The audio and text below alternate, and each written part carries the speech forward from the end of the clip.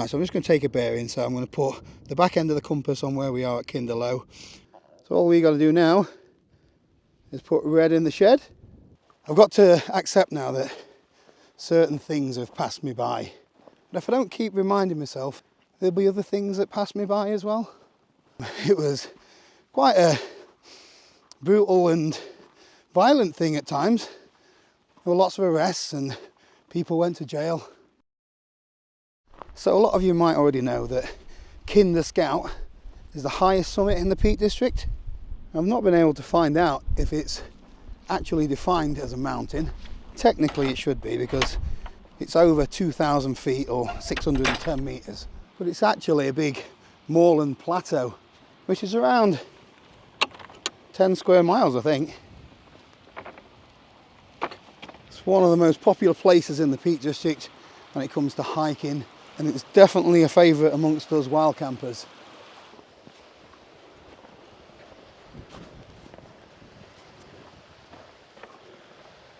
There's loads of different routes up Kinder, from Edale, Glossop, the Snake Pass. Today I'm going to be heading up Jacob's Ladder.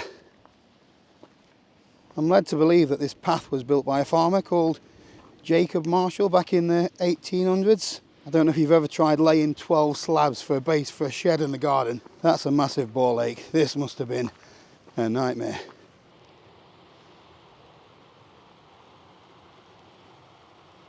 This is actually my first trip out in a fortnight. Our house is riddled with the winter plague. We've all been coughing and spluttering, bad chest, all that kind of stuff. As soon as I come out in the cold, it starts up again. So I only managed to get out for one camp this year, and that one knocked me for 6, to be honest with you. Really struggled. Struggling now as well. But sitting in the house is doing me no favours. It's sending me bonkers. It really doesn't matter which route you take up. You're going to get stunning views, but a bit of a slog as well. So you're going to have to do 300 or 400 metres ascent pretty much straight away. It might be cold today, but there's not a cloud in the sky. Look at those views. Most of the best views and the action are around all of the edges of Kinder Scout. If you walked all the way around, it's easily 30-40 mile.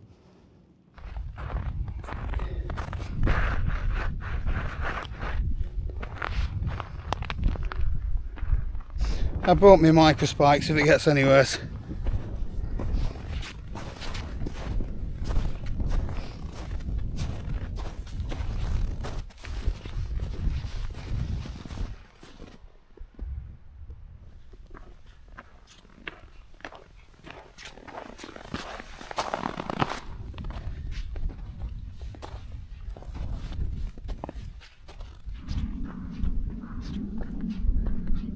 Quickly got a couple of bits of news to share with you. So first up, I've just passed 180,000 subscribers, so massive thank you to everybody that's subscribed. I'm hoping for 2024 to try and hit the target of 200,000, so if you haven't already subscribed and you enjoy this video, please do me a favour and hit the subscribe button and the like button as well if you enjoy the video. Make sure to hit the little bell button and all notifications, because not everybody is being notified by YouTube when a new video comes out. So the next bit of news is I've set up another prize competition for a full wild camping setup. I'll leave a link in the description, but there's a boatload of really good quality kit up for grabs. That is the steep bit out of the way. Got the edges there, Kinder Scout. Back in the day, all of this, most of the land in the UK was owned by wealthy landowners. All of this was fenced off and it wasn't accessible to people like you and me. And then back in 1932, a group of locals and farmers from around this area, they marched onto Kinder Scout in the mass trespass. It was quite a brutal and violent thing at times. There were lots of arrests and people went to jail. But what did come of it is it opened some of these lands for us to be able to explore. You know, this kind of countryside's for everybody, isn't it? Shouldn't just be for the rich and wealthy that can afford to buy something like this. So most of this land now is owned by the National Trust. And the Peak District was actually the first national park in the UK. I think that opened in 1951, so it took nearly 20 years after the mass trespass to get a national park where we could basically wander off, go walk about, go and explore. Feel so lucky that this is on my doorstep. I'm grateful to those people that stood up for what I call basic human rights back in 1932. It's plain to see why Kinder Scout is so popular with hikers and ramblers, especially on days like this where the views from all of the edges is absolutely spectacular.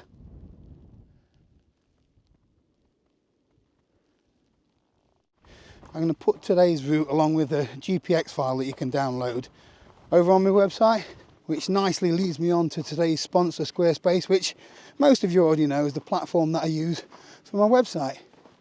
Having a website has been awesome for us. It's given us a platform to share our YouTube videos, to sell t-shirts, bobble hats, upload photos. It's given us a really good online presence as well as ranking on Google. So as complete novices, we set up our own website in a matter of hours. We simply chose one of their ready-made templates, uploaded our own photos, added some text, a few little tweaks here and there, and we were ready to go. There's loads of different features. We use the e-commerce for selling our merchandise, and Jo sells her paintings. We can check the analytics to see where all the traffic's coming from. And more recently, I've been using the email campaigns to try and drive a little bit more business. Whatever your business or your hobby, you can showcase it with the Squarespace website. So if you want to have a go at building a website of your own, then click the link in the description or head over to squarespace.com/Paul Messner. You get a free trial so you can try before you buy. And then when you're ready to go live, you'll get 10% off your first purchase.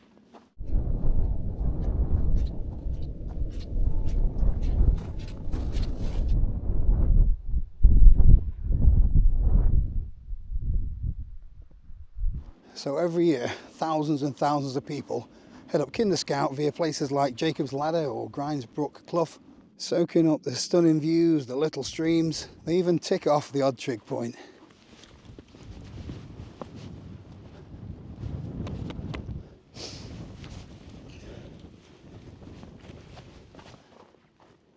Most people tend to stick to the circular routes following the edges. The views are stunning, but very few people actually visit the true summit of Kinder Scout. It isn't marked with a fancy trig point, and it's not actually got the best views. Right, let's see if we can find it.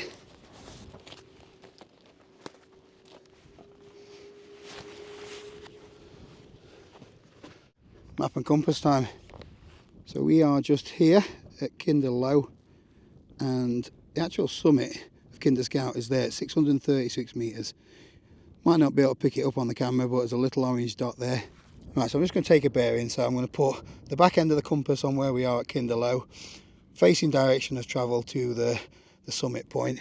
And I'm just going to line up these little markers in the compass so they're pointing map north. There we go. That gives us a bearing of around 61 degrees. So all we got to do now is put red in the shed. And that's the way we're heading. It's not the clearest of paths to the summit at the best of times. And especially in the snow, you've sometimes got to make your own path. Looks like someone's been here already.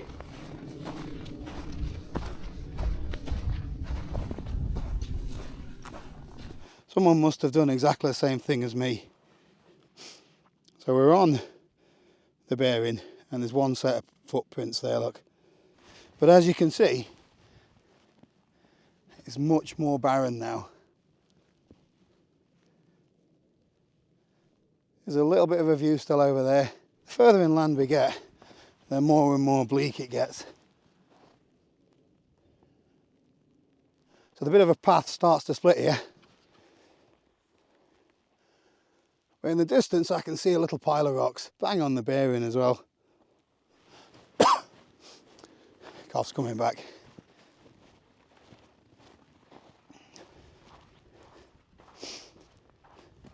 Here we go. The true summit of Kinder Scout. It's actually an Ethel as well, so we've ticked that one off. So we've reached today's destination. It's not exactly the money shot, is it? Look, pretty much the same all around. Flat. All the views are on the journey up. I'm not going to say it's an anti-climax, but I am going to have a brew though.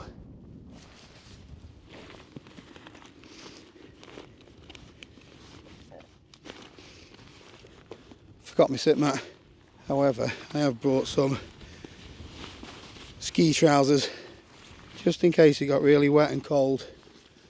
I use them as a sit pad today. No stove. Old school thermos.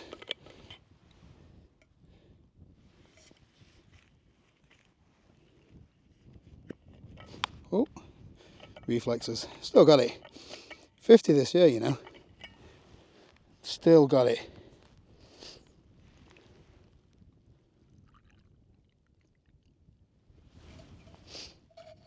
World's smallest cuppa. Cheers everyone. Bit of tea. Got the whole place to myself. Apart from that bloody aeroplane up above. Manchester Airport's just down there.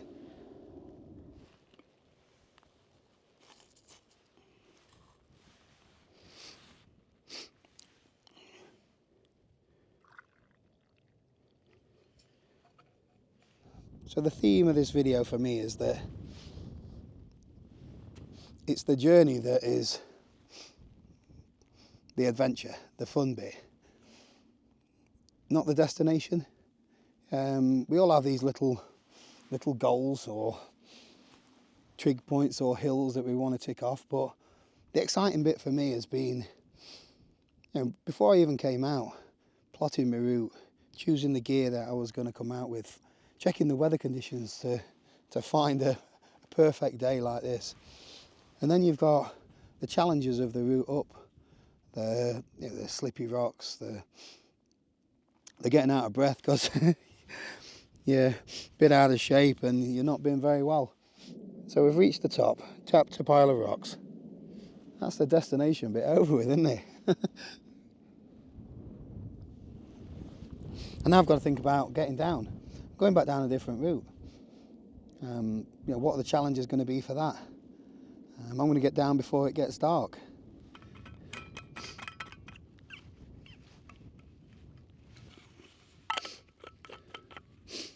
Perfect for just a day out.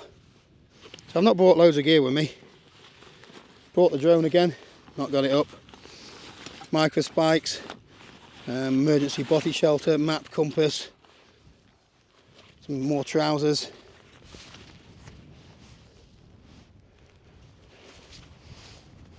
Did I mention that I'm 50 this year?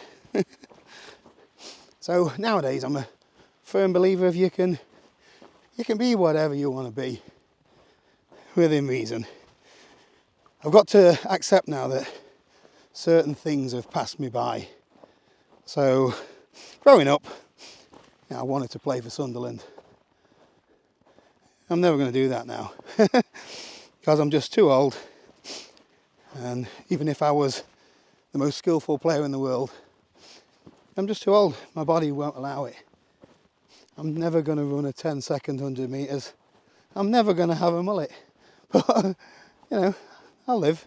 But if I don't keep reminding myself to get my arse off the sofa, there'll be other things that pass me by as well. You know, I might not be able to hike up to beautiful places like this anymore. So just because I'm 50 next, it doesn't mean that I can't still do the things that I enjoy. It might get harder to get up the hills, and it might take me a little bit longer, but we're only here once, aren't we? You've got to make the most of your life. And sometimes, like now, It's nice to just go out and get a little bit lost. So there's no real footpath. I know I'm heading over to Pim Chair over there. I can see it, so if I just head in that direction, make sure I don't fall in any holes. What could go wrong?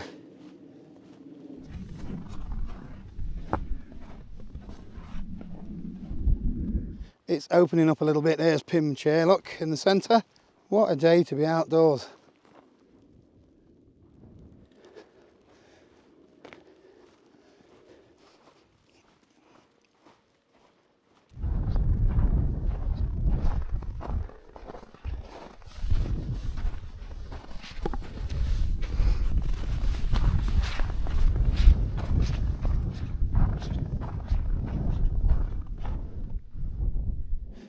I'm surprised I've got away without having to put my spikes on today. The grip on these boots are really good.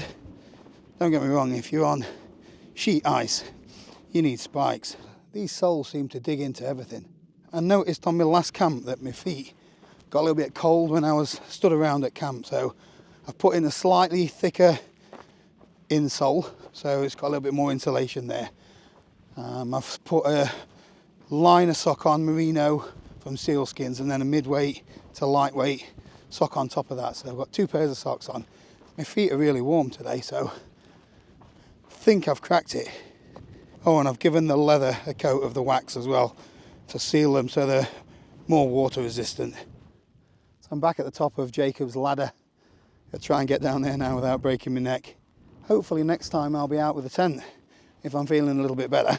I've absolutely loved it today, but I am feeling it a little bit on the chest. And I've been snapping snot icicles off my nostrils for the last half an hour. 100% worth the effort and the pain. I do hope you've all been able to get out, even if it's just to your local park. Beats sitting in, doesn't it? Right, I need to concentrate or I'm going to fall. If I see you next time, I made it down.